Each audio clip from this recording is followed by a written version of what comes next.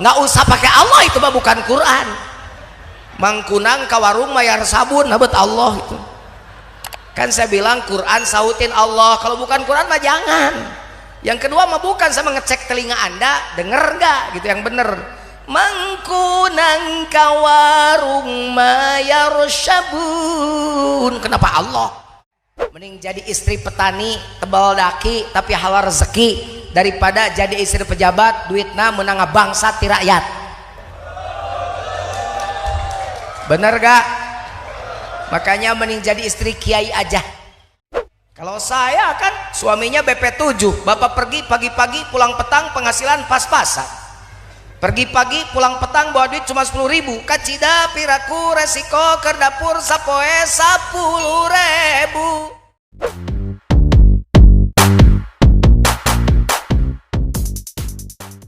Assalamualaikum warahmatullahi wabarakatuh.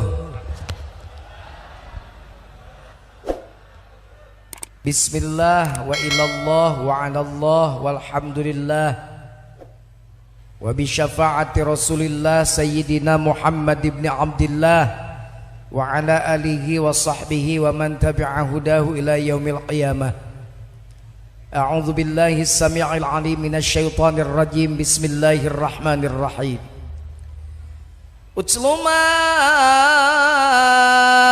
uhiya ilaika minal kitabi wa aqimis shalah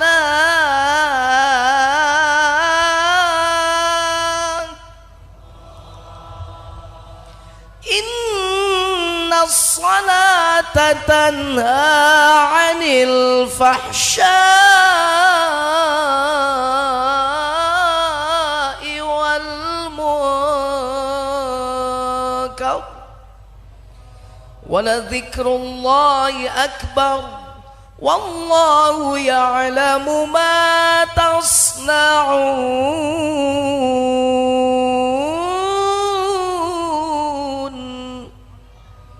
Sadaqallahul azim. Lihat jam dulu biar nyahok.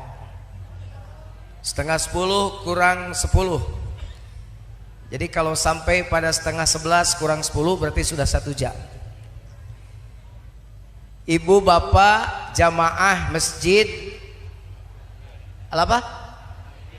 Al-Hamidiyah Jalan Narogong kilometer 12,5 Cikiwul, Bantar Gebang, Bekasi. Hari ini malam ini semoga Allah melimpahkan keberkahan buat kita semua. Karena orang sini jamaah masjid Al-Hamidiyah ternyata masyarakat pencinta ilmu. Meskipun panas sakedeung direk Ramadan ternyata penuh di masjid sampai luar. Dan insya Allah ini jadi sebuah gambaran semangat beribadah kita menuju kepada keridhaan Allah. Karena kalau saya berani ngomong bahwa Ramadan itu ibarat olimpiadenya orang-orang yang atlet-atlet internasional. Tidak mungkin atlet mau bertanding di olimpiade tidak latihan dulu. Makanya doanya juga Allahumma barik lana fi Rajab wa Sya' wa ballighna Ramadan. Dirangkaikan 3 bulan itu. Makanya kita sekarang sedang latihan menuju olimpiade. Nanti yang bertanding di Ramadan adalah atlet-atlet terpilih, hamba-hamba Allah terpilih yang menginginkan derajat la'allakum tattaqun, orang-orang yang bertakwa. Judulnya sekarang memperingati Isra Mi'raj, sekalian tarhib Ramadan. Tarhib pakai H, bukan tarhib. Muntarhib jadi provokator, teror. Tarhib itu menyambut kedatangan bulan Ramadan dengan kebahagiaan. Man fariha bidukhuli Ramadan harramallahu jasadahu ala niran. Orang Bantar Gebang yang menyambut Ramadan penuh kebahagiaan, maka dia haram jasadnya disentuh api neraka. Mudah-mudahan kita termasuk itu, amin. Karena ada peringatan Isra Mi'raj, kita to the point aja ngajinya. Gancangannya ngaji lah tong dilila-lila. Sabab gancang jeung lila oge amplop geus ditransfer ku panitia. Ya, jadi saya biar cepat dari sini juga cepat ke Jakarta karena besok jam 7.30 live di iNews TV. Sekalian pengumuman rek nonton heung teu ge kajen da loba nu nonton. Di iNews besok mah bukan di TV One, bagian di iNews Cahaya Hati Indonesia. Ya. Baik, pertanyaannya begini, kenapa orang sholat tapi maksiat? Gitu ya geus ngajina urang eta we. Kenapa orang rajin sholat tapi masih maksiat? Kenapa orang rajin sholat tapi berzina? Kenapa orang sudah sholat tapi ngarentenkeun duit? Kenapa orang suka sholat tapi masih sombong? Kenapa orang sholat tapi ngomongin batu rajin? Kenapa orang sholat tapi iri dengki, sirik, pidik, jahil, kaniaya, iren, pinastren, dudupak, rumpak, tekaopan, tepayaan masih dikukut? Biarin, ada yang ngerti, ada yang tidak juga. Jawa Barat mah harus ngerti bahasa Sunda. Ya. Kenapa? Itu pertanyaan pertama. Padahal Allah berfirman, innas salata tanha 'anil fahsya'i wal munkar. Bu, kalau Quran Allah gitu disautin Allah, ulangi ya, itu yang di atas menang baik. Innas salata tanha 'anil fahsya'i wal munkar.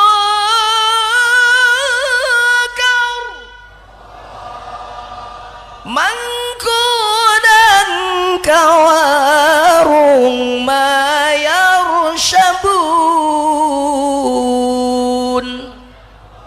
Nggak usah pakai Allah, itu mah bukan Quran. Mangkunang kawarung mayar sabun nabet Allah itu. Kan saya bilang Quran sautin Allah, kalau bukan Quran mah jangan. Yang kedua mah bukan sama ngecek telinga Anda, denger nggak gitu yang bener. Mangkunang kawarung mayar sabun. Kenapa Allah?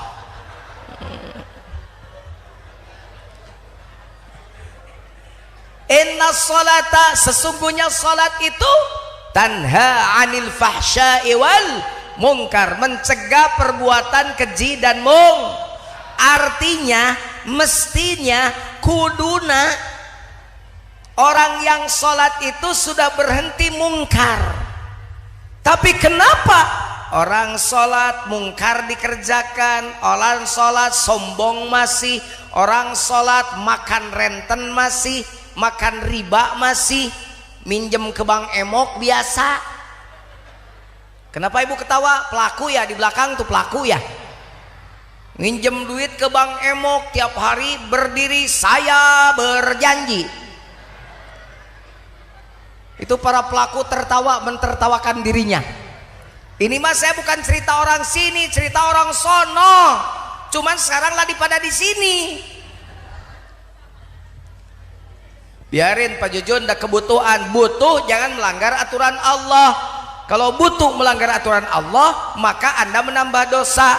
Barang riba mah jangan dimakan, karena kata Rasul, Quran mah udah jelas haram. Kata Rasul, 1 dirham duit riba Anda makan, dosanya sama dengan berzina 36 kali. Hati-hati bapak-bapak nih suaminya, hati-hati tuh istrinya. Takut di belakang bapak minjem ke bank emok atau emang disuruh sama suaminya. Hati-hati, sama dosanya dengan berzina 36 kali. Dosa riba paling ringan kata Rasul, dosanya paling ringan dari dosa riba adalah sama dengan berzina dengan mertua. Naudzubillahi min dzalik. Hati-hati ya. Mendingan lapar daripada makan barang haram ya. Mending jadi istri petani tebal daki tapi halal rezeki daripada jadi istri pejabat duitna menang bangsa ti rakyat. Bener gak? Makanya mending jadi istri kiai aja, insya Allah halal rezekinya. Yang ngasih amplopnya juga ridho. Pak Kiai maaf cuma bisa ngasih segini, udah gede ngomongnya begitu juga. Maaf ini juga mudah-mudahan jadi bahan kebaikan gitu, nambah-nambah buat bikin masjid Pak Kiai. Bukan masjid saya, masjid umat. Ya kan Pak Kiai yang bangun, iya. buat pesantren begitu. Istri kiai mah enak, makanya mending jadi istri kiai aja.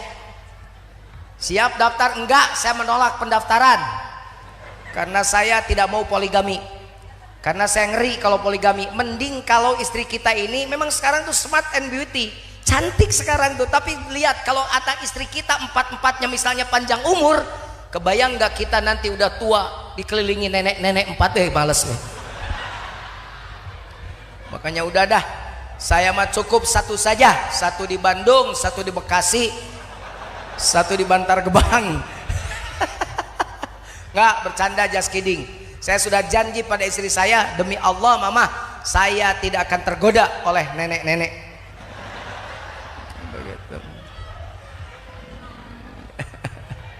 Subhanallah.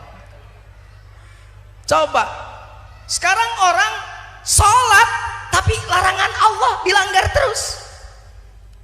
Iya Pak Jujun, kan saya mau orang butuh. Pak Jujun ngomong gitu kan cukup duitnya. Kalau saya kan suaminya BP7, bapak pergi pagi-pagi pulang petang, penghasilan pas-pasan. Pergi pagi pulang petang bawa duit cuma 10.000. Kacida piraku resiko kerdapur sapoe 10.000.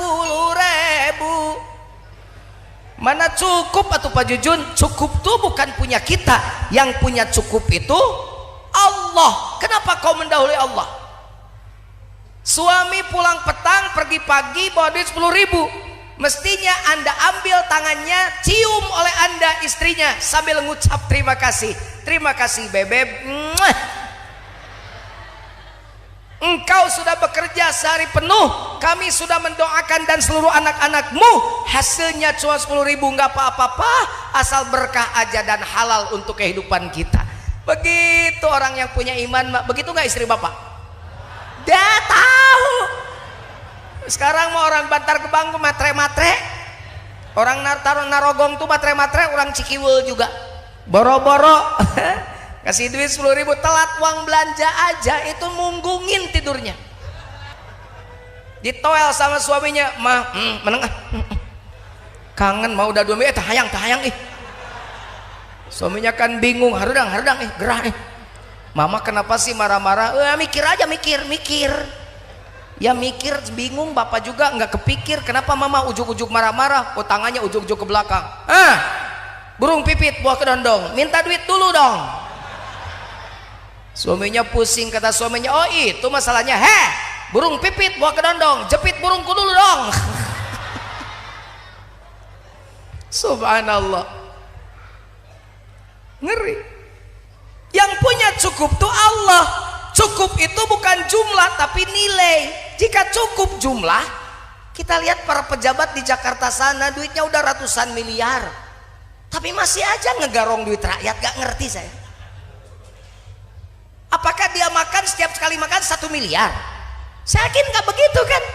Jadi apa sih, buat apa duit udah ratusan miliar, duit yang bukan haknya masih dimakan? Berarti bagi dia cukup itu ternyata bukan nilai tapi jumlah. Ternyata jumlah seberapa pun tidak cukup. Coba lihat orang tua kita zaman Breto. Ya zaman Breto, zaman dulu rumahnya kecil, biliknya bolong, kentengnya bocor, anaknya 4, yang satu, yang kedua baru pokoknya anaknya 4, masih kecil-kecil, kerjaannya serabutan, cuma kuli di pasar doang, kadang-kadang tukang nyangkul di kebun orang, petani penggarap di sawah punya orang. Tapi coba lihat, tenang saja, daripada makan haram aku lebih baik yang halal tapi berkah. Buktikan orang kita zaman Breto, anak yang 4-nya gede-gede, sehat-sehat, rumah tangganya aman tentram, ya sesekali bertengkar biasa saja tapi nggak parah pertengkarannya. Tapi apa yang dilakukan? Karena mereka satu berdoa pada Allah dengan ikhlas, yang kedua ikhtiar dengan baik sekadar kemampuan dia, semaksimal mungkin sesuai dengan kapasitasnya, hasil tawakal pada Allah. Makanya enak jadi orang tua dulu. Saya ini anak ke-8 loh, anak orang Kismin, bungsunya anak ke-8 Pak. Makanya kalau tidak terlalu tinggi badannya, ini susu sisa ini. Kakak saya kan begini, masih begitu nyusunya. Saya mah udah ke-8 udah begini. Tapi hebat tuh ibu saya, ibu rumah tangga biasa. Bapak saya tukang petani penggarap, nyangkul kadang di sawah kebun orang. Tenang aja, anak 8 gede-gede. Ini yang bungsunya aja udah jadi dokter, calon profesor. Coba yang ini. Kenapa? Karena halal yang penting orang tua kita dulu tuh. Saya tinggal di tengah sawah, rumahnya terpencil satu, sekarang jadi pesantren. Nah itu dulu rumah cuma satu-satunya. Itu ada orang yang suka menggembala itik, ya, meri tesok di angon ke sawah. Ceritanya pas pulang ibu saya menemukan telur bebek tuh satu. Beliau tidak berani menggoreng telur bebek itu meskipun beliau menemukan, tapi beliau datang dulu ke tukang ya yang punya itik itu. Mang Mimin, iya nok berina, ayah kapan aku ece di sawah. Kata yang Pang Mimin yang punya itik, wios atuh nyimas, biar atuh ibu, buat ibu aja, baru digoreng pakai tauco, dikocek biar banyak, dibagi ke 8 orang. Anaknya gede-gede, sehat-sehat, insya Allah soleh-soleh, karena dibentuk dari makanan yang halal. Manusia zaman now, imah Tohaga, mobil Toyota, nu hiji deui Honda, HP Nokia, TV Toshiba, anakna korban narkoba.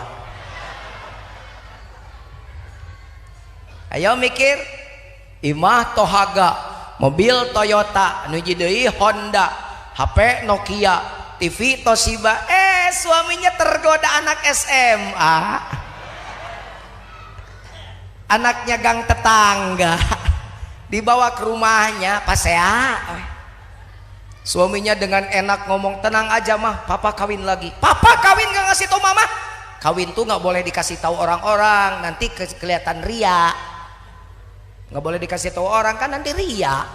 Makanya papa diam-diam biar gak ria. Duh itu ngomong bisa aja. Tapi nggak apa-apa, makan lebih cantik dari mama, lebih muda dari mama. Wow, muji yang muda di depan mata, sakitnya tuh di sini.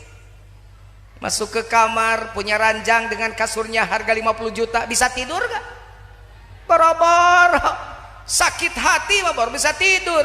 Ngalamun lagi, sakit hatinya, keluar air matanya bari nyanyi, cantik.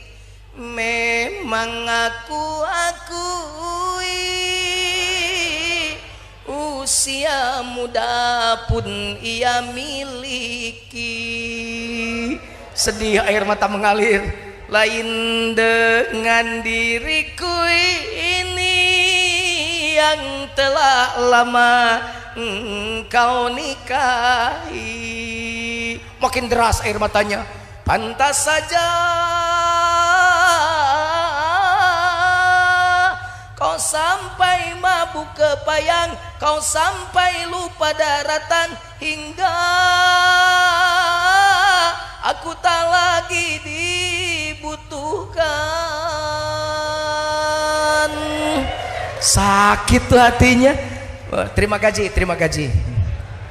Yang seneng ini ketawa, kepuk. Yang tidak seneng mah mencibit deh. Ini ustadz nyanyi, ya biarin nyanyi juga masih bagus lah suaranya daripada Allah. Suara jelek yang undang kagak ada. Dah. Kerja cuma jelek-jelekin orang, asa tekudu jelema gitu, benar tak? Bekerja saja tugas kita mah, tugas Allah yang bagian Allah yang menilai. Kita ya'malu ala makanatikum, bagian tugas aja. Dan Ramil tugas aja jadi TNI, meneliti mengamankan masyarakat, menjaga NKRI. Polisi jadi polisi aja, mengayomi masyarakat. Kiai mengajar ngaji saja, menjaga akidah umat. Petani bertani dengan cerdas, pedagang berdagang dengan jujur. Kerja aja masing-masing, jangan menilai pekerjaan orang, bukan tugas kamu. Apa hak kamu menilai pekerjaan orang? Fasayarallahu a'malakum, Allah yang akan menilai kamu. Makanya saya suka lucu kalau ada orang suka lu punya kerja apa? Ya saya kesini mau ngaji Pak Jujun, bukan mau denger nyanyi, ngaji saya begini. Kalau tidak suka balik. Gitu aja kok repot. Balik, suka denger, nggak suka pula. Jangan suruh rubah saya supaya jadi tidak begini. Ini saya, ini hak paten saya. Gitu. Saya nggak bisa ikut-ikutan Habib Rizik karena ditewak aing datang keluar. Habib Rizik berani begitu, sudah ilmunya mumpuni, amalnya soleh, beliau juga habaib, betul nggak? FPI-nya di mana-mana, tenang aja gue. Si Jujun mah Jujun we, gitu kan. Sekemampuan kita aja kan, benar gak? Ada Mamah Dede, biarin seperti Mamah Dede, jangan diganggu. Ada Aagim dengan lemah lembutnya, biarkan beliau dengan caranya. Ada Ustadz Arifin dengan azzikranya, biarkan. Ada Ustadz Yusuf Mansur dengan Darul Qurannya, hebat. Ada Ustadz Maulana dengan mic yang dilemparnya, jamaah. Oh, jamaah. Alhamdulillah. Hebat, bagus semua. Bagus ya, bagus. Kenapa bagus? Punya karya. Terus siapa yang tidak bagus, yang jelek menurut Pak Jujun? Yang jelek menurut saya adalah orang-orang yang suka menjelekkan orang lain. Itu orang jelek gitu. Di sini ada ustadz, jenggotnya sampai puser, udangnya sampai langit-langit masjid, sorbannya sampai lutut, kerjanya jelekin orang. Dah, ustadz goblok.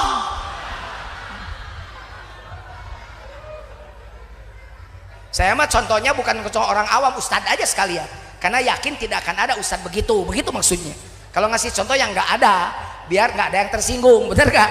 Kalau ada yang tersinggung berarti dia begitu, kan gitu. Gampang kan kita mau ngomong, bener gak? Gitu kan. Jadi nggak apa-apa ya, saya ceramahnya begini, nggak apa-apa ya. Nggak apa-apa, saya ceramahnya ada humornya, nggak apa-apa ya. Biarin dah tertawa juga bareng-bareng ya. Yang nggak boleh mah tertawa sendiri, orang stres itu. Kayak orang sekarang salah letres pak, ketemu orang nggak ngobrol. Coba salaman tungkul karena HP begini aja, nunduk ke HP, depan matanya nggak diajak ngomong, ujuk-ujuk. Nah itu orang stres itu. Ketawa sendiri nggak ngajak orang, stres tuh orang. Ini makan ketawanya bareng, dari mulai luar sampai dalam bareng ketawanya. Justru kalau orang lain ketawa, Anda senyum pun tidak. Saya nanya, sakit nggak? Malah begitu. Ada 4 orang, yang 1 kentut, yang 3 tidak kentut. Yang malu siapa? Ya yang kentut lah. Lagi kumpul tut, yang lain mana hitut, siapa kasebelon, siapa yang meledak, begitu kan? Sekarang 4 orang, kentut 3, nggak kentut seorang. Siapa yang malu? Yang nggak kentut lah. Lagi ngeriung, dut. Yang 1 diam aja. Buru aturek dinilai. Ternyata 4 orang itu lagi lomba kentut. Makanya yang umum aja. Orang lain serinya seri, ya mau batur seri. Dengarti aing mah naon sih eta gitu. Gitu ya. Niat saya tadi kesini, saya ingin kalau mampu memberikan ilmu, kalaupun belum mampu memberikan ilmu, minimal memberikan kebahagiaan buat jamaah masjid Al-Hamidiyah. Jadi sholat saya tadi di rest area sama Ridwan Kamil tadi, nggak sengaja ketemu. Saya ngimamin, beres sholat, salam ujuk, Kang, Pak R kamu kemana? Barusan tuh di jalan di rest area, baru di rest area aja ketemu. Saya tadi sholat di rest area, jadi imam tadi saya. Sholat imam saya mah, ya Allah kasihan tuh yang makmum ke saya. Karena sholat saya mah baru sholat badan doang, baru sholat peragaan saja, baru sholat badan, hatinya mah masih kemana-mana. Jadi sholat saya mah baru sholat menggugurkan kewajiban, belum tentu diterima oleh Allah. Saya berharap mudah-mudahan saja saya membahagiakan orang Al-Hamidiyah, menjadi kebaikan buat saya di hadapan Allah. Jadi gitu maksud uing mah, ngajak seri teh sukana calalager kan, salah letres ya kadi mah jadi calager lumayan. Nu boga hutang ka Bang Emok seri heula, ini makan gitu. Sambil dapat ilmu, oh ternyata makan barang riba yang renten begitu, yang 100.000 2 hari jadi 120.000 bayarnya, haram ya Pak Jujun? Iya, sama dengan berzina 36 kali ya? Iya, bergidik bulu romanya, masuk hidayah ke hatinya, besok dia selesaikan dan dia bilang, saya tobat, tidak akan memakan lagi barang riba. Mudah-mudahan itu yang terjadi di tempat ini, amin. Gitu, makanya Bu, hindari makan riba ya. Hindari, nih ibu-ibu terutama, tetangga punya kulkas, lu jangan panas. Gara-gara lu panasan gak punya duit, nginjem ke Bang Emok. Nah itu yang parah. Tetangga punya kulkas bilang, hebat teteh punya kulkas, bikin es teh, biar nanti siang saya minta es. Begitu dong. Ini mah bukan sholat rajin, sirik, pidik, jahil, kaniaya, iren, pinasren, iri, dengki, hasud pada orang masih dipelihara. Tetangga bikin rumah nyeri sirah. Tetangga maju dagang muriang, tetangga naik mobil, naik ambulan, tetangga beli parabola, beli paramek, parah. Emang tetangganya juga sholat si rajin, tetangga juga sombongnya juga dipelihara. ke pengajian orang lain pakai baju biasa, ini bajunya mencolok. Orang lain tangannya biasa-biasa, ini emas sampai ke sikut. Jalannya juga begini. Berat sabelah. Pan emas nasa kilo. Make berlian, salawat ke di kieu-kieu. Tala'al badru alaina min thaniyatil wada. Sombong. Ada yang begitu ada? Pulang dari pengajian, cenani saya duluan ya, dadah. Saya baru pernah lihat di 5 benua nggak ada yang dadah begini, kecuali di Bantar Gebang, dadah. Kenapa? Itu kan tangannya ada berlian, dadah. Saya maaf ya cenani ya, saya lagi pilek udah 3 hari pilek. Sombong, orang sombong mah parah. Jangankan di akhirat, di dunia juga suka celaka. Tuh di Karawang ada haji sombong, Ji. Ini sawah punya haji semua, punya haji, haji kaya, hebat haji. Si haji itu mah refleks, kalau dipuji tangannya suka begini. Haji gitu loh. Ji, itu kebun kelapa punya haji. Iya, dengan kebun kelapanya punya gue. Haji bener-bener kaya, haji gitu loh. Saya dengar haji bisa naik pohon kelapa sendiri ya. Bisa, coba Haji buktikan. Naik dia kayak tupai, udah sampai atas. Haji hebat, haji gitu loh ya, jatuh. Matilah si haji, gara-gara haji gitu loh. Mestinya pegang erat, ini haji gitu loh. Biasa sih sombongnya begitu. Makanya ya udah tamat itu ceritanya si haji karena udah mati. Kalau panjang umur panjang tuh cerita si haji tuh. Ya gitu ya. Subhanallah. Kenapa ya kok sholatnya rajin, maksiatnya masih pelihara? Ini oleh Isra Mi'raj nih. Karena ayatnya belum selesai dibaca. Mari kita baca lagi ayatnya. Bacakan jangan, Bu. Saya nanya ibu, bapak diem. Saya mau harus dengar suara ibu. Ibu-ibu kalau nggak diajak ngomong sendiri mereka. Bibirnya kan 4. Makanya harus selalu diajak ngomong. Bu, bacakan ayatnya, Bu. Yang panjang, yang pendek, Bu. Ibu resep yang panjang, suka yang pendek. Kenapa ibu ketawa? Ibu mikirnya jangan yang ngeres-ngeres. Saya bilang ngaji, bukan mikir kanjut aja.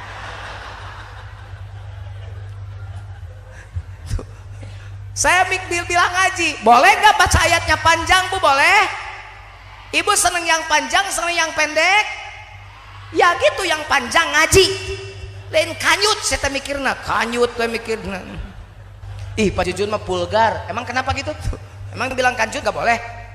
Ya Pak Jujun itu kan jorok. Siapa bilang jorok? Yang jorok mah otak maneh. Di Sunda mah kanjut gak jorok, pada Ramil. Tempat nyimpen duit saja namanya orang Sunda. Padahal orang mana? Orang Solo. Saya kasih tahu ya biar tempat nyimpen duit di Sunda namanya Kanjut Kunang. Orang yang pemalu namanya Kanjut Natarang, eraan. Kalau orang yang penakut namanya Kanjut Napunuk. Itu bahasa Sunda. Nah, kalau laki-laki yang kawinnya kerjanya kawin cerai, itu namanya Hamur Kanyut. Kalau ada orang sini pemuda pakai sarung kerja jalannya rada egang begini, itu namanya kanyut burut. Kalau ada ibu-ibu muntah-muntah habis nikah, muntah, itu nama kata orang Sunda namanya mabok kanyut. Ini gara-gara si ibu ketawa jadi karena kanyut aing ngomong gitu. Sudah. Utsluma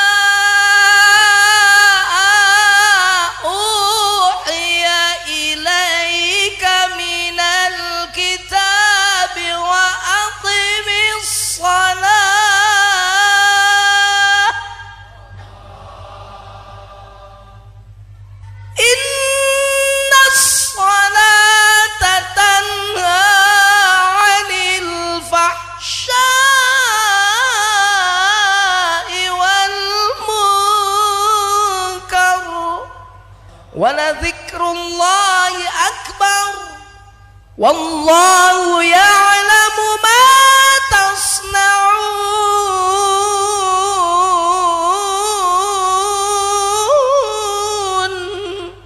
Inna sholata tanha 'anil fahsya'i wal munkar. Sesungguhnya salat itu mencegah perbuatan keji dan mungkar. Kenapa yang salat masih mungkar?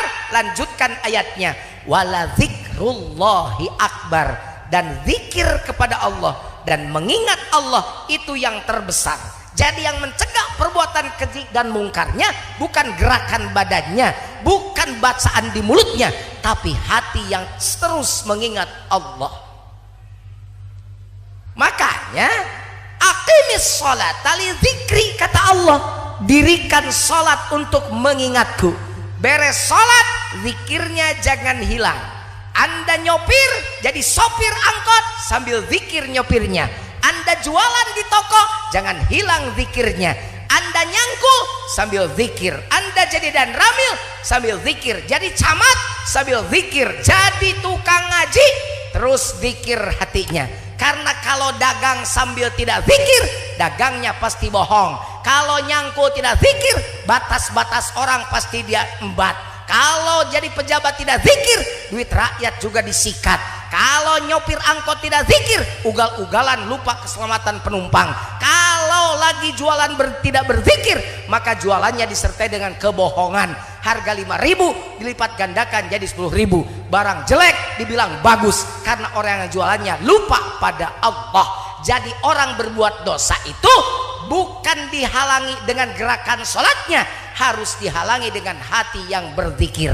Oleh karenanya sholat ada dua macam, ada sholat jasmani, ada sholat ruhani. Sholat jasmani, sholat yang ditentukan waktunya, kiblatnya ditentukan. Sholat ruhani, sholat yang tidak mengenal waktu. Sholat jasmani, zuhur, asar, maghrib, isya dan subuh. Sholat ruhani tidak mengenal waktu, kapan dan di mana tetap sholat. Yang sholat bukan gerakannya. Kalau sholat jasmani 4 rakaat zuhur, 4 rakaat asar, 3 rakaat maghrib, 4 rakaat isya, 2 rakaat subuh, ditambah dengan sunnah-sunnah yang lainnya. Sholat ruhani gak mengenal rakaat. Setiap nafas ditarik, setiap nyawa masih ada di raga, maka Anda harus sholat. Apa yang sholat? Bukan bibirnya, bukan badannya, tapi kolbunya yang senantiasa mengingat